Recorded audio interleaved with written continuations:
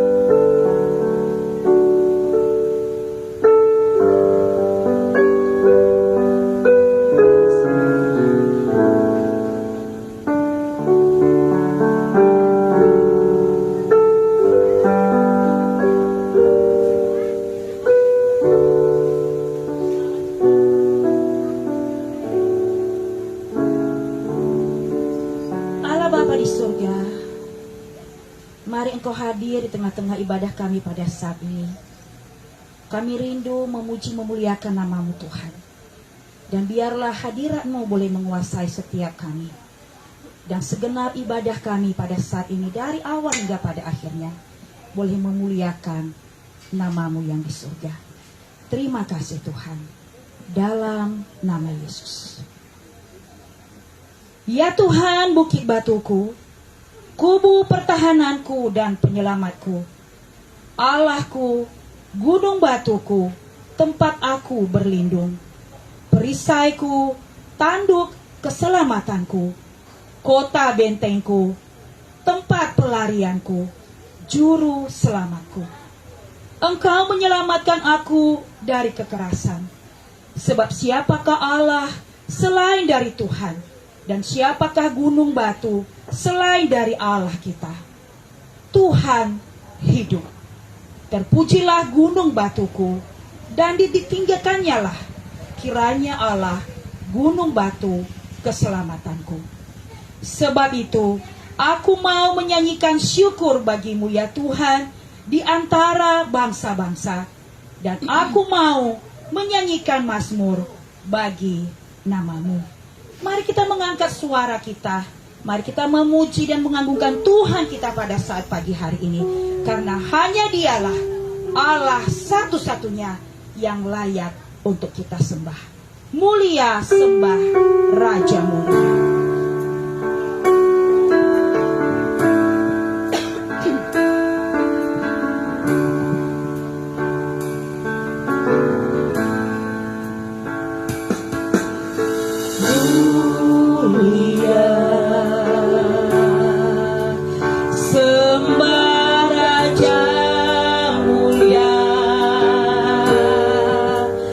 Bagi Yesus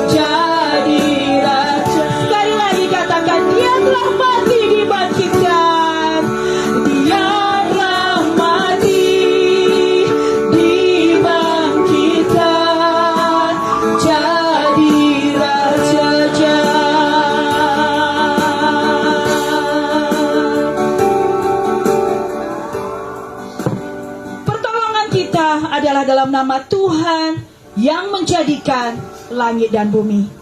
Ibadah kita pada saat ini ditahbiskan dalam nama Allah Bapa, Putra, dan Roh Kudus. Kasih karunia, rahmat dan damai sejahtera dari Allah Bapa kita dan Kristus Yesus Tuhan kita dan persekutuan Roh Kudus menyertai kita sekalian. Amin. Bapak, Ibu, saudara-saudara sekalian yang dikasihi Tuhan, puji nama Tuhan. Kita adalah orang-orang yang telah diselamatkan di dalam Tuhan. Kita adalah orang-orang yang telah dibenarkan, ditebus dengan darah yang begitu mahal oleh Tuhan kita Yesus Kristus. Namun kita harus menyadari bahwa di dalam kehidupan kita sebagai orang percaya, seringkali ada banyak kegagalan yang kita lakukan. Ada banyak perintah Tuhan yang kita abaikan. Ada banyak pemberontakan yang seringkali kita perbuat di hadapan Tuhan. Oleh sebab itu pada kesempatan ini saya mengajak kita semua untuk kita kembali merendahkan hati kita di hadapan Tuhan. Mari kita memohon pengampunan dosa. Mari kita memohon belas kasihan Tuhan, agar Tuhan mau berkenan melayakkan kita kembali di hadapannya. Mempersiapkan kita pada saat ini untuk masuk di dalam doa pengakuan dosa. Mari kita menaikkan satu pujian, Kuasa Salibmu.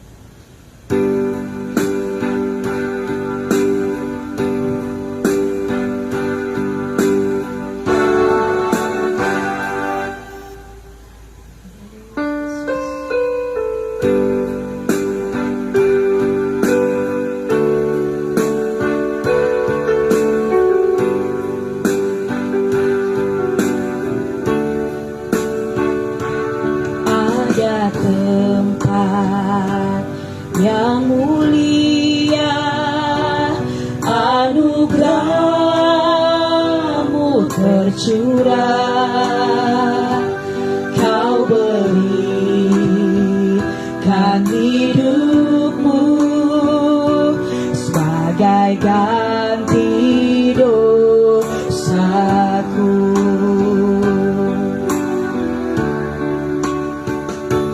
Lebih dari yang kukira, pengampunan yang kuterima, kasih Yesus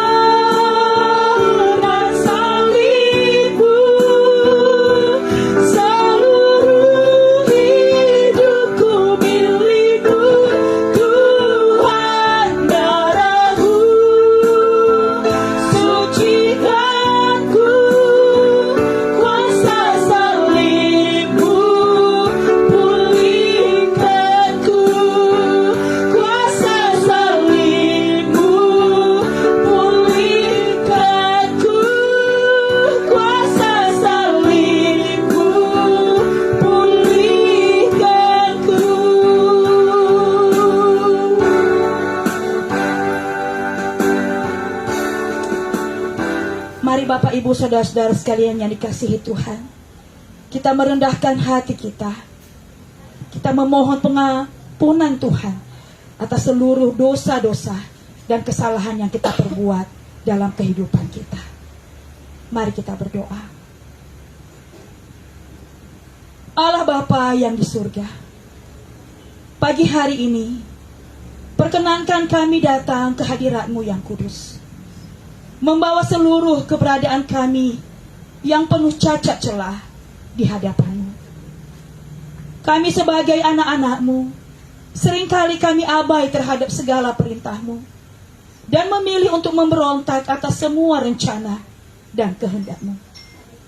Kami sering melukai Engkau dengan mengutamakan apa yang menjadi kehendak kami. Kami sering menjadi batu sandungan melalui ucapan dan perilaku kami terhadap sesama kami. Kami gagal menjadi berkat bagi orang-orang yang ada di sekitar kami. Ampuni kami Tuhan. Ampuni kami ya Bapa. Biarlah kemurahan dan anugerah pengampunan-Mu berkenan Engkau curahkan saat ini atas hidup kami, sehingga kami kembali boleh dilayakkan untuk datang di hadirat-Mu yang kudus.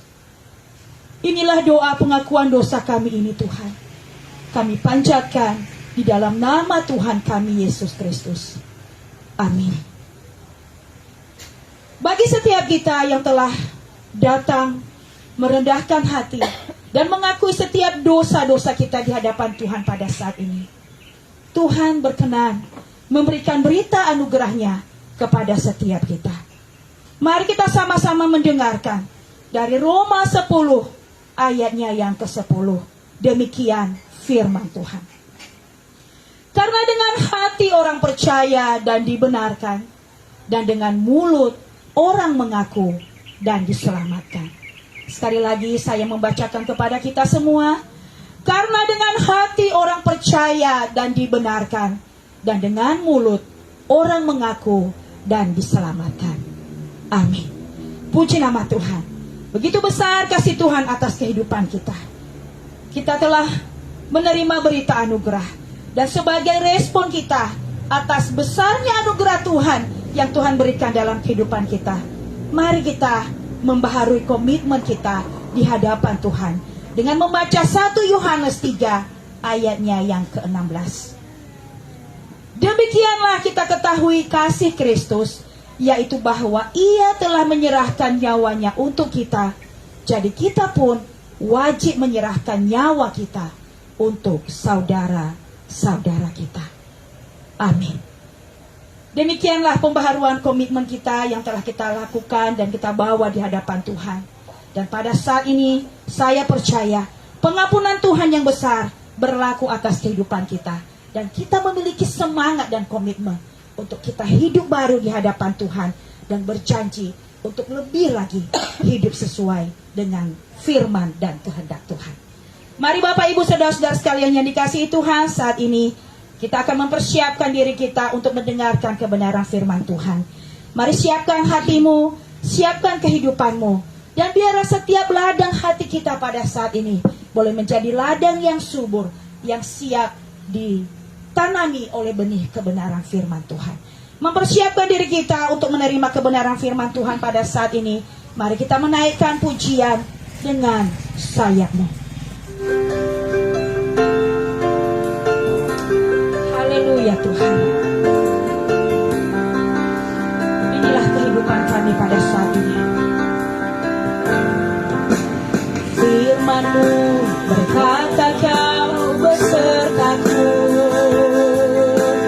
maka kuat roh dan jiwaku. Tangan-Mu Tuhan selalu ku nantikan.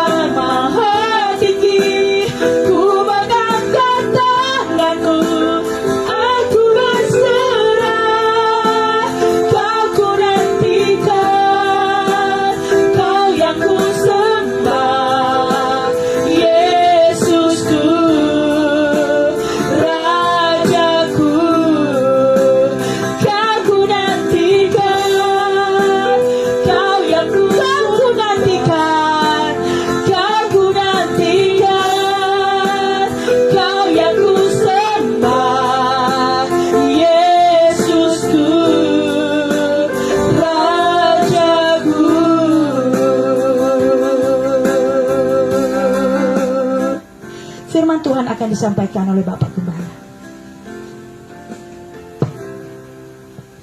Mari jemaat, kita semua menundukkan hati kita di hadapan Tuhan. Kita berdoa. Bapa, kami bersyukur dan berterima kasih untuk kesempatan yang indah pada pagi hari ini, di mana kami boleh bersama-sama menyembah Tuhan, baik yang ada di greenhouse di tempat ini, maupun kami yang ada di rumah kami masing-masing, oleh karena situasi dan kondisi yang membuat kami seperti ini. Tapi kami semua bersyukur kepada Tuhan. Meskipun kami sedang mengalami masa pandemik seperti sekarang ini, Tuhan Yesus selalu menyertai kami. Tuhan Yesus selalu ada bersama-sama dengan kami. Tuhan Yesus tidak pernah meninggalkan kami sekalipun. Bahkan di tengah-tengah situasi yang kami rasa buruk sekalipun, tangan-Mu yang ajaib, tangan-Mu yang penuh kuasa, itu selalu bekerja, selalu berkarya untuk mendatangkan kebaikan bagi kami. Itulah sebabnya pada pagi hari ini ya Tuhan, kami semua menengadahkan tangan kami di hadapan-Mu. Kami semua memohon kiranya Roh-Mu menerangi hati kami, Roh-Mu membukakan hati kami, Roh-Mu mencerahkan hati kami, supaya kami boleh mengerti isi hati-Mu, supaya kami boleh mengerti rancangan-Mu, supaya kami boleh mengerti karya tangan-Mu di dalam kehidupan kami. Karena kami percaya, ketika kami mengerti rancangan Tuhan, apapun yang kami hadapi hari ini menjadi tidak ada artinya sama sekali. Karena kami tahu ada Tuhan yang bersama dengan kami. Berfirmanlah kepada kami semua, kami bersiap untuk mendengarkan firman Tuhan. Dalam nama Yesus kami berdoa. Amin. Shalom jemaat Tuhan. Shalom. Mari kita bersama-sama membaca firman Tuhan di dalam 2 Korintus pasal yang ke-12.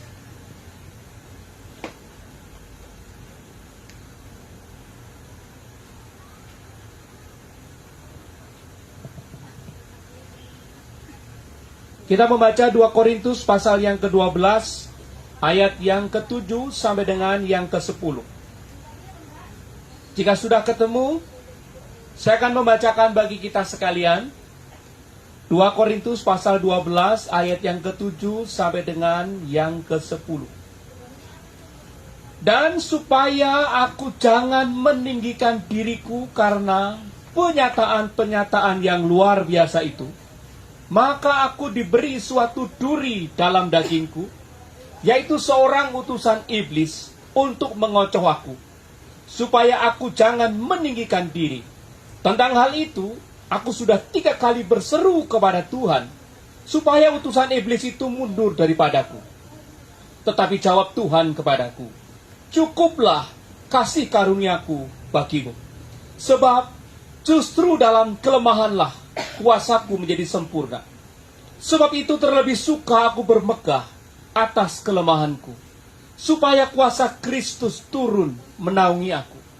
Karena itu aku senang dan rela di dalam kelemahan, di dalam siksaan, di dalam kesukaran, di dalam penganiayaan, dan kesesakan oleh karena Kristus. Sebab jika aku lemah, maka aku kuat. Mari bersama-sama kita membaca bagian yang terakhir. Sebab jika aku lemah, maka aku kuat. 1, 2, 3. Sebab jika aku lemah, maka aku kuat. Saudara-saudara yang dikasihi oleh Tuhan, sejak manusia ada dalam dunia ini, dan manusia jatuh dalam dosa, satu kebenaran yang pasti terjadi di dalam kehidupan kita adalah semua harus mengalami kesulitan hidup. Sejak manusia jatuh ke dalam dosa, maka tidak ada seorang pun di dalam dunia ini yang terbebas dari yang namanya masalah. Tidak ada seorang pun dalam dunia ini yang terbebas dari kesulitan. Tidak ada seorang pun di dalam dunia ini yang tidak punya kesulitan dan masalah yang menimpa dalam kehidupannya. Sejak manusia jatuh dalam dosa, semua harus berhadapan dengan masalah. Bahkan bayi yang baru lahir sekalipun, dia harus menghadapi masalah. Oleh karena itu, saudara-saudara, terhadap masalah dan kesulitan yang ada, secara umum manusia memiliki 2 respon. Respon yang pertama, dia akan mencari cara, dia akan belajar, dia akan berusaha, dia akan mengembangkan diri, dia akan melakukan berbagai macam penelitian, supaya dia terbebas dari masalah dan kesulitan. Misalkan saja saudara-saudara, pada tahun 1776, seorang tokoh, seorang dari Skotlandia namanya James Watt. Dia menemukan mesin uap. Kemudian saudara-saudara di tahun 1781 dia menemukan satu alat namanya, kalau kita dalam bahasa Indonesia disebut gigi nanas. Itulah yang mengawali perubahan yang namanya revolusi industri. Karena apa? Dia bisa mengubah gerakan lurus menjadi gerakan miring dan segala macamnya. Dari situlah kita bisa mulai mengenal namanya gardan. Dari situlah kita bisa mengenal namanya persneleng. Dari situ kita bisa mengenal macam-macam. Dari satu penelitian.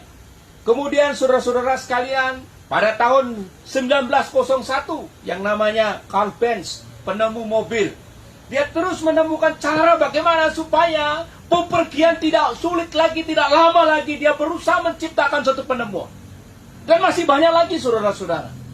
Berbagai macam penemuan-penemuan dicoba ditemukan supaya manusia ini dapat teratasi kesulitannya. Itu cara yang pertama. Respon terhadap kesulitan. Yaitu dia akan berusaha belajar berbagai macam cara menemukan penemuan-penemuan supaya manusia semakin mudah hidupnya. Tapi ada respon yang kedua ketika manusia itu menghadapi kesulitan. Apa respon yang kedua saudara-saudara? Dia biasanya menggunakan meresponi kesulitan itu dengan cara yang negatif. Kalau Adam pada waktu ditegur oleh Tuhan, respon Adam adalah menyalahkan si wanita, istrinya. Lalu respon Hawa adalah menyalahkan siapa? Si ular. Begitu pula dalam kehidupannya orang yang respon yang kedua ini biasanya kalau menghadapi kesulitan adalah dia berusaha menyelesaikan masalah dengan membuat masalah baru. Misalkan saudara-saudara, kalau lagi punya masalah, supaya masalah itu hilang, maka di daerah kita ini kita kenal dengan istilah air kata-kata. Ya toh? Jadi dia berusaha menyelesaikan masalah dengan cara mabuk. Dengan cara minum mabuk supaya apa? Masalahku tuh hilang. Pertanyaannya, benar gak masalahnya hilang? Tidak. Justru dengan mengambil tindakan minum mabuk itu, masalah bukan semakin kecil, tapi semakin berkembang dan semakin berkembang. Saudara-saudara, hari ini saya mengajak kita semua melihat dan memaknai permasalahan kehidupan ini. Saya mengajak kita semua melihat kesulitan penderitaan hidup ini dari cara pandang yang baru. Yang pertama-tama dari teks firman Tuhan ini, saudara, kita bisa belajar bahwa kehidupan Kristen, kehidupan murid Kristus, bukanlah kehidupan yang tanpa masalah. Saya ulang sekali lagi, kehidupan Kristen, kehidupan murid Kristus, bukanlah kehidupan yang tanpa masalah. Jadi tidak lagi bisa kita buat alasan karena kita percaya kepada Yesus, lalu kita tidak punya masalah. Orang yang nggak punya Yesus, dia punya masalah. Tidak. Siapapun yang hidup dalam dunia ini, dia punya masalah. Jadi Tuhan tidak memberi hak kekebalan kepada kita, ya. Karena kamu percaya kepadaku, maka kamu tak berikan kekebalan untuk tidak punya masalah. Karena kamu nggak percaya kepadaku, tak beri masalah yang banyak-banyak. Tidak, saudara. Firman Tuhan berkata bahwa semua orang itu punya masalah. Namun kabar baiknya adalah kalau kita percaya kepada Kristus, kita bisa memahami bahwa sesuai dengan Matius pasal yang ke-10, semua masalah itu terjadi itu karena izinnya Tuhan. Firman Tuhan dalam Matius 10 katakan, bahkan rambut kita sehelai pun tidak akan pernah jatuh kalau Tuhan tidak mengizinkannya. Ini yang perlu kita pahami dan perlu kita lihat pada waktu kita menghadapi kesulitan dan masalah hidup. Mungkin seperti yang sekarang ini kita alami. Bahwa semua peristiwa yang terjadi itu atas seizin Tuhan. Tuhan tidak pernah mengizinkan sesuatu terjadi dalam kehidupan kita tanpa punya yang kedua, yaitu rencana yang indah. Jadi kalau kita melihat yang pertama tadi, semua kita menghadapi masalah. Masalah itu adalah datang atas seizin Tuhan. Sebagaimana burung pipit itu tidak akan jatuh ke bumi kalau Tuhan tidak mengizinkan. Begitu pula masalah tidak akan menimpa kita kalau Tuhan tidak mengizinkan. Dan ketika Tuhan mengizinkan masalah itu terjadi dalam kehidupan kita, ketika Tuhan mengizinkan kesulitan itu terjadi kepada kita, Roma pasal 8 ayat 28 menyebutkan bahwa semua itu didasarkan oleh maksud Tuhan yang baik. Maksud Tuhan yang baik. Allah turut bekerja dalam segala sesuatu untuk apa? Mendatangkan kebaikan bagi kita. Nah, saudara-saudara sekalian, ketika Tuhan mengizinkan masalah kesulitan itu terjadi dalam kehidupan kita untuk mendatangkan kebaikan kita, ingat satu prinsip lagi. Di dalam 1 Korintus 10 ayat yang ke-13. Semua kesulitan, semua masalah, semua tantangan yang menimpa kita, kata firman Tuhan adalah pencobaan biasa. Pencobaan yang tidak melebihi kekuatan kita. Dan firman Tuhan menjelaskan lagi, dan apabila kamu dicobai, firman Tuhan berkata apa? Ia akan memberimu jalan keluar. Ini kabar baiknya bagi orang yang percaya Yesus. Yes, memang kita punya masalah, memang kita menghadapi kesulitan, memang kita menghadapi tantangan. Tapi semua itu terjadi atas izin Bapa kita di surga, atas maksudnya yang baik, dan itu tidak melampaui kekuatan kita. Dengan tujuan akhirnya apa, saudara-saudara? Kalau kita membaca Efesus pasal 1 ayat yang keempat, supaya kita ini semakin kudus dan tak bercacat di hadapannya. Dan di dalam ayat yang ke-9 yang kita baca tadi, supaya Tuhan bisa menunjukkan kesempurnaan kuasanya dalam kehidupan kita. Saudara-saudaraku yang dikasihi Tuhan, kabar baiknya adalah apapun kesulitan yang kita hadapi hari ini, seberat apapun masalah hidup yang sedang menimpa kita, kita memiliki Yesus Kristus. Kalau dalam Yohanes pasal 15 ayat 13 disebutkan, Yesus Kristus itu adalah sahabat sejati kita. Makanya saudara-saudara, saya sangat senang sekali menyanyikan lagu ini. Yesus sahabat sejati. Artinya apa? Mengapa dikatakan sahabat sejati? Karena firman Tuhan dari Yohanes 15 katakan apa? Seorang sahabat memberikan apa? Nyawanya bagi saudara-saudaranya. Jadi saudara, Yesus yang sudah memberikan nyawanya kepada kita, masa kalau kita punya masalah, Dia tidak hadir akan menolong kita? Pasti akan menolong kita. Dan saudara-saudara, kabar baik yang kedua, apapun masalah yang kita hadapi, di dalam Ibrani pasal yang keempat disebutkan apa? Kita punya imam besar aku yang ada di surga, namanya Yesus Kristus, yang selalu bersyafaat bagi kita, yang selalu mendoakan, mengupayakan yang terbaik bagi kita.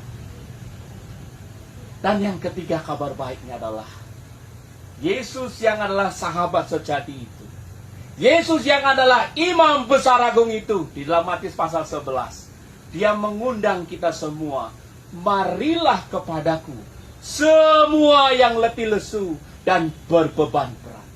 Dengan kata lain, Yesus itu menyimpulkan semua yang merasa diri punya masalah, semua yang merasa diri punya kesulitan, semua yang merasa diri punya jalan buntu, Tuhan Yesus berkata apa?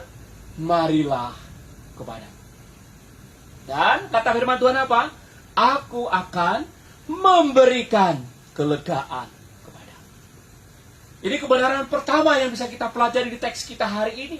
Semua kita punya masalah. Dan kabar baiknya bagi orang yang percaya Yesus, di dalam Yesus ada solusi atas masalah itu. Amin. Yang kedua, saudara-saudara, apa yang bisa kita pelajari? Yang kedua adalah ketekunan dan kesetiaan kita dalam melayani Tuhan. Ingat baik, ketekunan dan kesetiaan kita dalam melayani Tuhan tidak menjadi jaminan bahwa hidup kita akan terbebas dari kesulitan dan masalah. Saya ulang sekali lagi ya.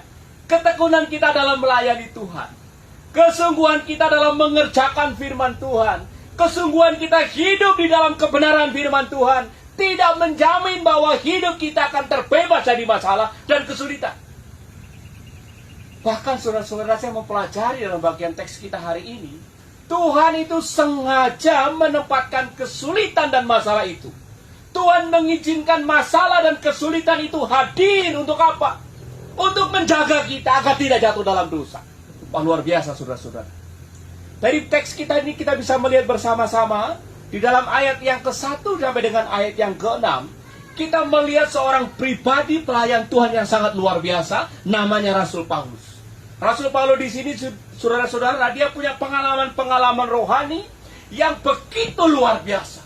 Dia punya kemampuan yang begitu luar biasa. Dia punya talenta yang begitu luar biasa.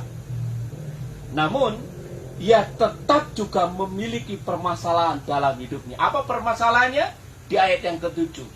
Dia ada mengalami yang namanya duri dalam daging. Mungkin secara manusia, kenapa Tuhan mengizinkan duri dalam daging? Kalau Paulus ini sudah pelayanan begitu hebat, pelayanan begitu luar biasa, kalau dia tidak punya duri dalam daging, bukankah dia akan bisa melayani dengan luar biasa? Ternyata saya menemukan pikiran kita bukan pikiran Tuhan. Tuhan punya maksud tertentu, nanti akan kita pelajari, saudara-saudara. Duri dalam daging di sini, saudara, diterjemahkan dari satu kata namanya skolops. Apa itu skolops? Yaitu semacam kayu yang dijadikan pasak untuk mendirikan tenda. Jadi demikian ketika Rasul Paulus mengatakan bahwa maka aku diberi suatu duri dalam dagingku, ini berbicara tentang kesakitan. Ini berbicara tentang kesukaran. Ini berbicara tentang penderitaan. Ini berbicara tentang penghinaan. Ini berbicara tentang fitnah. Ini berbicara tentang kelemahan fisik yang begitu masif dirasakan oleh Rasul Paulus. Saudara-saudara, apa yang dilakukan oleh Rasul Paulus meresponi duri dalam dagingnya? Mari kita lihat di ayat yang ke-8. Ayat yang ke-8 menyebutkan bahwa aku sudah 3 kali berseru. Kata berseru di sini, saudara-saudara, memiliki arti memohon. Kalau di dalam bahasa kita mungkin kata berseru ini memiliki arti aku mengemis-ngemis kepada Tuhan. Berapa kali, saudara? 3 kali. Rasul Paulus yang hebat itu berdoa, memohon kepada Tuhan agar duri dalam dagingnya itu, apa saudara? Mundur daripadanya. Tapi apa jawaban Tuhan? Ini menarik. Ayat yang ke-9, jawaban Tuhan di dalam ayat ke-9 apa dikatakan? Cukuplah kasih karunia. Wah, ini saudara-saudara, luar biasa. Karena apa saya katakan luar biasa? Karena dilihat dari bentuk kalimat yang digunakan pada kalimat tetapi jawab Tuhan kepadamu. Jawab Tuhan ditulis dalam bentuk kata kerja namanya perfect indikatif aktif. Kalau dalam bahasa Inggris kata cukuplah kasih karuniaku, itu memiliki kata it has done. Apa artinya? Apa maksudnya? Ini memiliki arti bahwa sejak aku memutuskan mengizinkan masalah itu, duri dalam daging itu hadir dalam dirimu, itu adalah keputusan yang final, tetap dan mengikat, tidak bisa dirubah-rubah. Artinya apa? Sejak doamu yang pertama, aku sudah memutuskan tidak akan mengubah keputusanku. Apa keputusan Tuhan? Kembali kepada ayat yang ke-7 yang berkata, maka aku diberi suatu duri dalam daging. Saudara, kata aku diberi itu ditulis dalam bentuk kata aorist indikatif pasif, orang ketiga tunggal. Apa itu maksudnya? Mengapa kok saya sengaja menerangkan bagian ini, saudara-saudara? Karena saya ingin kita memahami bahwa yang mengizinkan ini Tuhan, yang memiliki arti bahwa Tuhan mengizinkan, Tuhan bertindak secara pasif. Duri dalam daging itu hadir di dalam hidupnya. Duri dalam daging itu menimpa Rasul Paulus karena yang memiliki maksud dan tujuan tertentu. Yakni apa, saudara? Menjaga Rasul Paulus yang hebat itu agar tidak jatuh ke dalam dosa.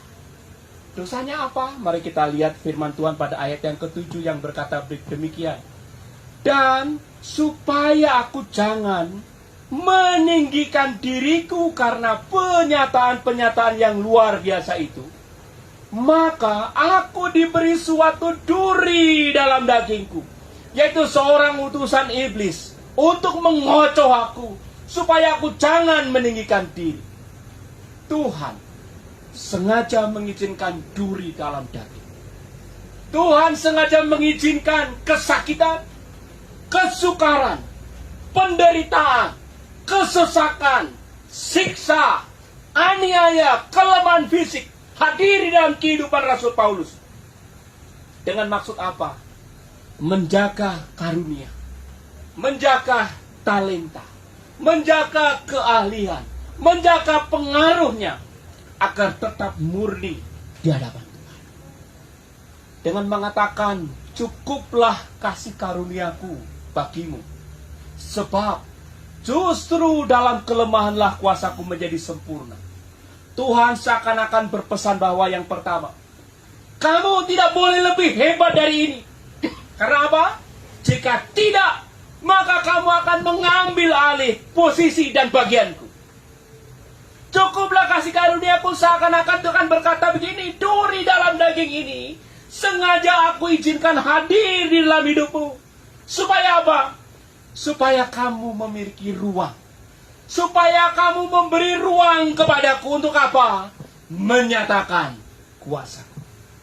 Hal ini dapat kita lihat dari kalimat yang Tuhan pakai, yakni cukuplah kasih karuniaku bagimu. Kata kasih karuniaku diterjemahkan dari kata karis, yang memiliki arti perkenanan, yang memiliki arti kemurahan, yang memiliki arti kebaikan. Dengan demikian kata cukuplah kasih karuniaku bagimu, jika diparafrase dapat berbunyi demikian: perkenanan, kemurahan, kebaikanku padamu sudah cukup, sudah sempurna, dan hanya sampai di sini atau di tingkat ini saja, tidak boleh lebih. Karena apa? Jika lebih dari ini, maka kamu akan terjebak dalam dosa kesombongan, ayat yang ke-7, dan aku tidak lagi memiliki ruang untuk menyatakan kuasaku, di ayat yang ke-9. Jadi saudara-saudara, duri dalam daging, kesakitan, kesukaran, penderitaan, penghinaan, kesesakan, fitnah, berbagai macam kelemahan fisik adalah sarana di tangan Tuhan. Di satu sisi, sebagai alat menjaga kita untuk tidak jatuh dalam dosa. Di sisi yang lain, sebagai mimbar bagi Tuhan untuk menyatakan kuasanya dalam kehidupan kita. Duri dalam daging adalah panggung bagi Tuhan untuk menyatakan kuasanya atas hidup kita. Duri dalam daging adalah medan bagi Tuhan. Untuk apa?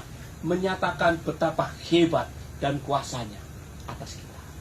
Oleh sebab itu saudara-saudara, apapun yang hari ini kita rasa, duri dalam daging, mungkin kita hari ini kita mengalami kesesakan hidup. Kita merasa ditinggalkan. Kita merasa tidak punya harapan lagi. Mungkin hari ini kita merasa hidup kita seakan-akan akan berakhir. Kabar baiknya, itulah justru kesempatan yang indah yang Tuhan sediakan untuk kita dan berkata, Tuhan, mari Engkau tolong aku. Biarlah kuasa-Mu nyata atas kehidupan. Amin. Karena duri dalam daging itu adalah yang pertama, alat di tangan Tuhan untuk menolong kita untuk tidak terjatuh dalam dosa. Dan yang kedua adalah alat di tangan Tuhan untuk menyatakan kuasanya yang dahsyat. Yang ketiga saudara-saudara, yang bisa kita pelajari di teks kita ini adalah, jika pelayanan kita, kesetiaan kita di dalam melayani Tuhan tidak menjadi jaminan kita terhindar dari masalah, tapi justru kesulitan masalah itu menjadi alat di tangan Tuhan untuk menjaga kita dan menolong kita, maka di kebenaran yang ketiga kita menemukan bahwa tugas kita adalah menemukan tujuan Tuhan di balik kesulitan dan masalah yang kita hadapi. Mari kita perhatikan ayat yang ke-9. Firman Tuhan berkata demikian. Tetapi jawab Tuhan kepadaku, cukuplah kasih karuniaku bagimu. Apa di sana? Sebab justru dalam kelemahanlah kuasaku menjadi sempurna. Sebab itu terlebih suka aku bermegah atas kelemahanku. Supaya apa? Supaya kuasa Kristus turun menaungi aku. Firman Tuhan berkata bahwa sebab justru dalam kelemahanlah kuasaku menjadi sempurna. Kata kelemahan itu diterjemahkan dari kata astenia, yang memiliki arti begini saudara. Suatu kelemahan atau cacat yang menyebabkan orang tersebut, orang yang punya kelemahan itu, tidak dapat menikmati hidup dan tidak dapat mencapai apa yang dia inginkan. Kata kelemahan di sini. Kata kelemahan di sini bisa disebutkan juga, diartikan bahwa suatu penyakit atau kondisi yang membuat si penderita itu menjadi bergantung penuh kepada orang lain. Itu namanya kelemahan. Jadi kabar baiknya adalah, saudara-saudara, Tuhan justru suka, Tuhan justru menyukai jika kita dalam posisi sakit, jika kita merasa diri cacat, jika kita merasa diri lumpuh, jika kita merasa diri tidak berbuat apa-apa, tidak bisa berbuat apa-apa, dan hanya bisa bergantung kepadanya. Tuhan sangat suka itu. Itulah saudara-saudara, di Imam Reform itu diajarkan begini. Apakah tujuan tertinggi hidup manusia? Tujuan hidup tertinggi adalah manusia adalah memuliakan Tuhan dan menikmati Dia selama-lamanya. Ini saudara-saudara yang sangat penting. Tuhan justru senang kalau kita bergantung kepada Dia. Tuhan sangat senang kalau kita mengatakan, Tuhan, aku tidak punya apa-apa. Aku tidak bisa apa-apa. Aku tidak berdaya. Dan aku hanya berharap kepada Tuhan. Sangat suka. Mengapa demikian? Kata firman Tuhan, sebab justru saat kita sedang tidak berdaya, saat kita merasa lumpuh, saat kita mengalami namanya helplessness, saat kita merasa tidak punya pengharapan lagi, saat kita merasa seperti sedang terjebak dalam sumur, dan kita mengatakan, Yesus, hanya Engkaulah harapanku. Itu justru menjadi panggung bagi Tuhan. Untuk apa? Menyatakan kesempurnaan daripada kuasanya. Jika demikian adanya, saudara-saudara, maka setidaknya ada dua tugas besar yang harus kita lakukan hari ini. Yang pertama, saudara, kita perlu menemukan tujuan dan maksud Tuhan di balik semua peristiwa yang terjadi dalam kehidupan kita. Ketika kesulitan terjadi, ketika kita menghadapi masalah, jangan kutuki masalah itu. Jangan tengking masalah itu. Tapi mari cari, Tuhan, Engkau punya maksud apa? Engkau ingin menyatakan kuasa-Mu yang seperti apa dalam kehidupan kita? Kuasa Tuhan seperti apa yang hendak dinyatakan di dalam kehidupan kita? Yang kedua, selain kita bisa mencari maksud Tuhan di balik masalah-masalah kesulitan yang kita hadapi, yang kedua, mari kita menjaga hati kita. Agar apa? Agar tetap miskin di hadapan Tuhan. Semua berkat, semua kemurahan, semua keahlian, semua keterampilan, semua pengaruh, jangan pernah dianggap sebagai milik yang harus dipertahankan. Melainkan biarlah kita terus menjaga hati, selalu rendah hati, dan membutuhkan dan bergantung penuh kepada Tuhan. Saudara-saudara, ini yang perlu kita gumuli setiap hari. Menjaga diri supaya tidak terjebak dalam kesombongan. Menjaga diri supaya tidak terjebak kepada keangkuhan. Menjaga diri untuk terus merasa diri miskin di hadapan Tuhan. Dan hanya selalu berharap, Tuhan, Engkaulah harapanku satu-satunya. Saudara, tugas besar sebagai murid-murid Kristus adalah seperti Rasul Paulus di ayat yang ke-10. Firman Tuhan berkata begini, saudara, karena itu aku senang dan rela. Di mana letak kesenangan dan kerelaan Rasul Paulus? Di dalam kelemahan, di dalam siksaan, di dalam kesukaran, di dalam penganiayaan, di dalam kesesakan. Oleh karena Kristus. Sebab apa? Sebab jika aku lemah, sebab jika aku tidak berdaya, sebab jika aku tidak mampu, sebab ketika aku mengalami jalan buntu, justru disitulah kuasa Tuhan menjadi nyata. Mari saudara, kita belajar untuk menikmati kesulitan hidup kita. Mari kita belajar menikmati tantangan hidup kita. Mari kita belajar menikmati air mata kita. Karena apa? Karena air mata dan kesulitan itu menjadi alat di tangan Tuhan menjaga hidup kita, dan untuk menyatakan kuasanya yang dahsyat itu dalam kehidupan kita. Jemaat, mari kita berdoa. Kami bersyukur kepada Tuhan untuk firman yang boleh kami dengar. Dan tolonglah kami Tuhan, untuk kami boleh memiliki cara pandang baru terhadap kesulitan dan masalah hidup yang kami hadapi. Kesulitan dan masalah hidup Tuhan izinkan terjadi dalam kehidupan kami, dan semuanya ada di dalam kendali-Mu untuk menolong kami agar tidak terjatuh dalam dosa. Dan sisi yang lain, Tuhan izinkan semuanya itu terjadi untuk Engkau menyatakan betapa hebat dan kuasa-Mu atas kehidupan kami. Ya Tuhan, kami berserah kepada-Mu. Kami menyerahkan hidup kami menyerahkan keluarga kami menyerahkan usaha dan pekerjaan kami ke dalam tangan setia-Mu. Karena kami tidak punya apa-apa. Kami lemah dan tidak berdaya, dan hanya Engkau saja yang penuh kuasa. Tuhan, inilah hidup kami. Kami berserah penuh kepada Tuhan. Dalam nama Yesus Kristus kami berdoa. Amin.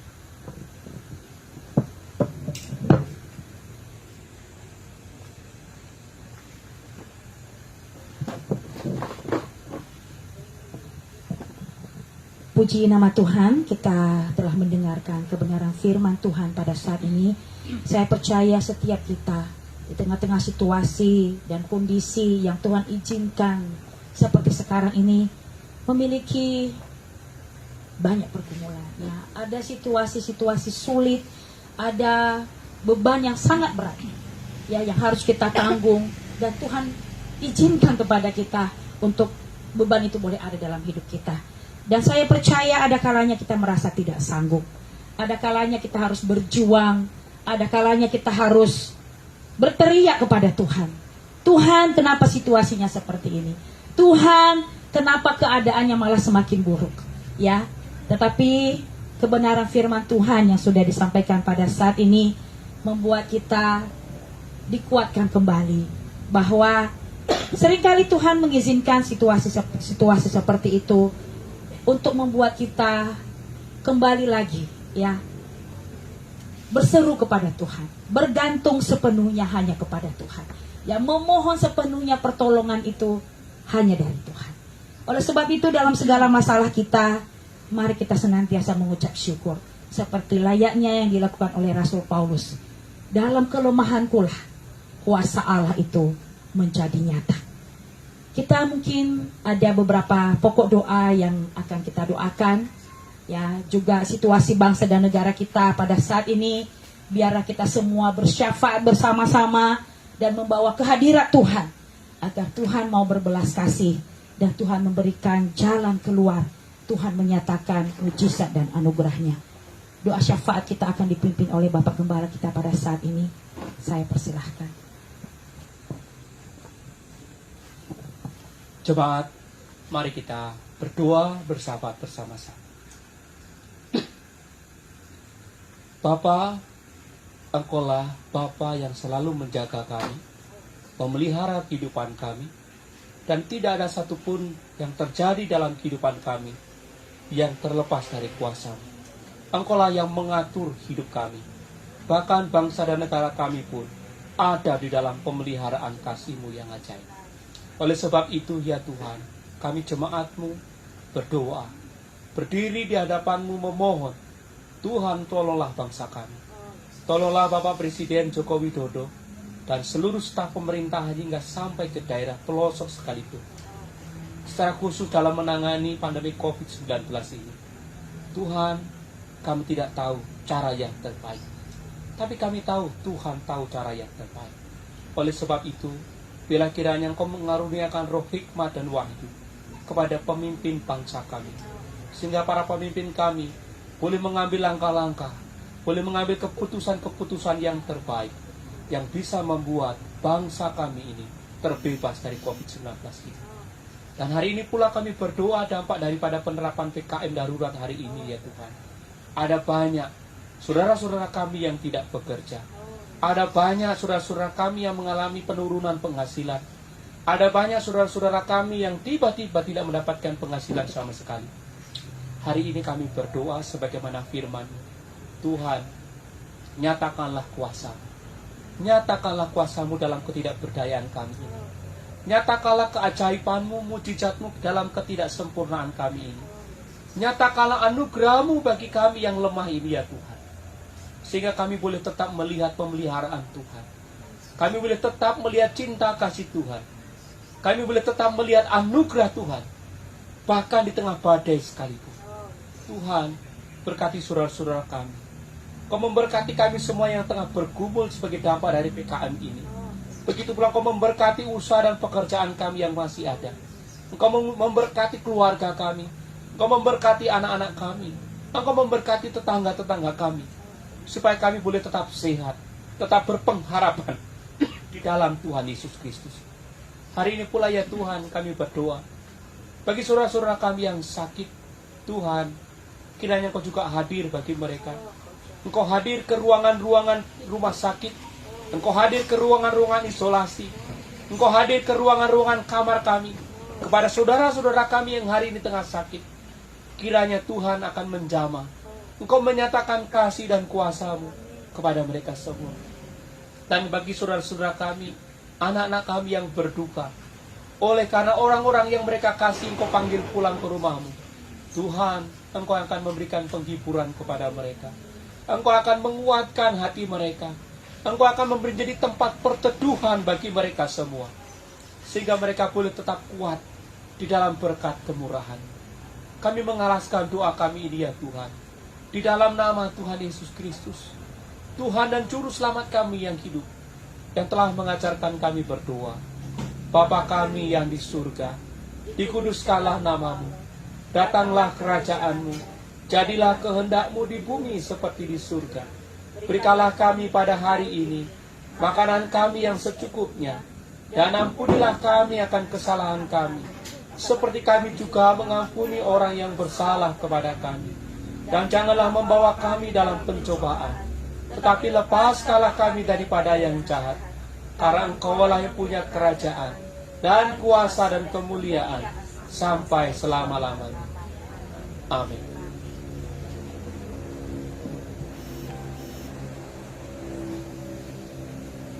Puji nama Tuhan. Kita bersyukur kepada Tuhan karena pagi hari ini kita telah mengikuti seluruh rangkaian ibadah. Dan kita sampai pada penghujung ibadah kita pada saat ini. Mari Bapak Ibu Saudara-saudara sekalian, dengarkanlah berita penutusan. Saudara-saudaraku, pergilah dalam perlindungan kasih Tuhan dengan senantiasa bersyukur atas segala anugerah dan kasih setia yang telah diberikan Allah melalui Tuhan kita, Yesus Kristus. Jalanilah hidupmu yang baru dalam iman dan pengharapan kepadanya senantiasa. Doksologi. Kemuliaan bagi Tuhan di tempat maha tinggi. Kau Raja diagungkan dan dipuji.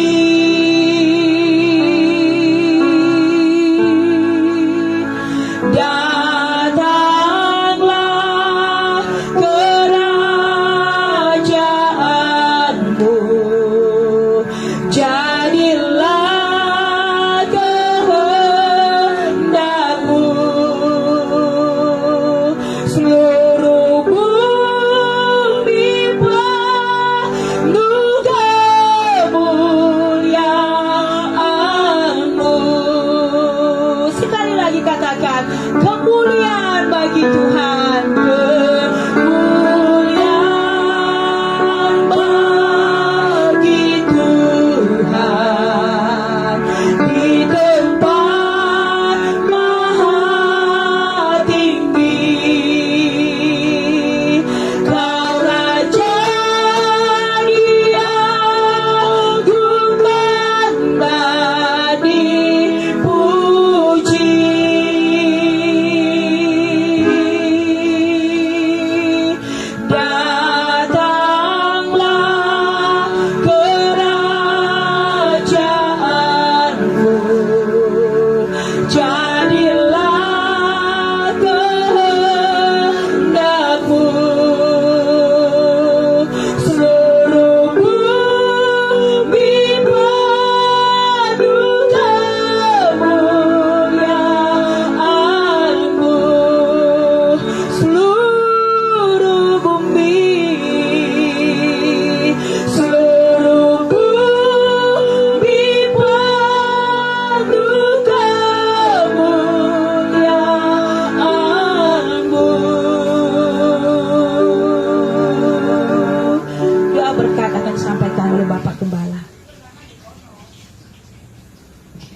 hari Jumat kita menengadahkan tangan kita di hadapan Tuhan.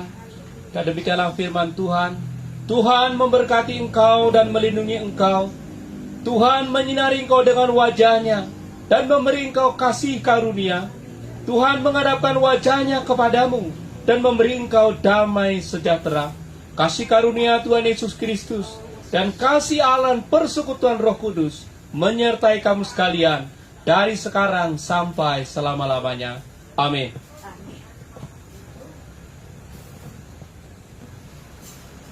Bapak dan Ibu sekalian, demikianlah seluruh rangkaian ibadah kita yang disiarkan secara online dari Pos PI Kairos di Topati.